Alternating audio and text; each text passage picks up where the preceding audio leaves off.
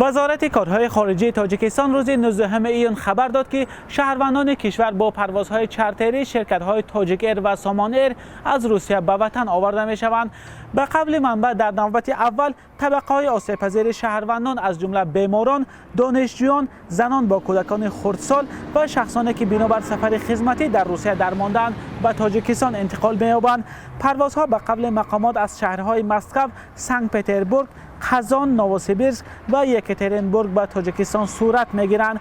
مهاجران برای نامنویس شدن در پروازهای چارتری و بعداً خریداری چیپتا باید به سفارت تاجیکستان در مسکو و 4 کنسولگری کشور در روسیه مراجعت کنند. و بلیط‌ها یعنی که چیپتاها بعد که ما روی خط‌ها رو ترتیب می‌دهیم 1 روز پیش از پرواز ما معین می‌کنیم از کدام فرودگاه رفته چیپتاها رو خریداری کنم. این هم یعنی که ما معین میکنیم روز پرواز، ما معین میکنیم جای خریدی مثلا بلیط ها تنها از روی خط در این یا آن فرودگاه وقتی که معلوم میکنیم از همونجا اجازت و ما اینا اعلام میکنیم. برای همین یگان کسا یگان شخصی یا اشخاص خصوصی حقوقی فروختن چیپتاها را ندارد.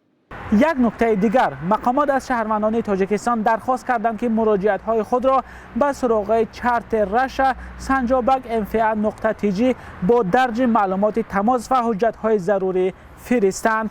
تاجیکستان با سبب پنجشنبه پاندمی کرونا ویروس از نیمه دوم ماه مارس همه پروازهای بین المللی را قطع کرده بود. با این سبب صدها شهروند تاجیکستان در کشورهای خارجی از جمله در روسیه درمانده بودند و حکومت قسم از آنها را با پروازهای چارتری به کشور آورده بود. اما قسم بیشتری مهاجران در روسیه درمانده بودند و میگفتند که حکومت در شرایط وضعین آنها را به حال خود گذاشته است. هرچند برخی انتقادها هم بودند که مهاجران بهتر است تا بهتر شدن وضعیتی وابسته به کووید 19 در روسیه بمانند.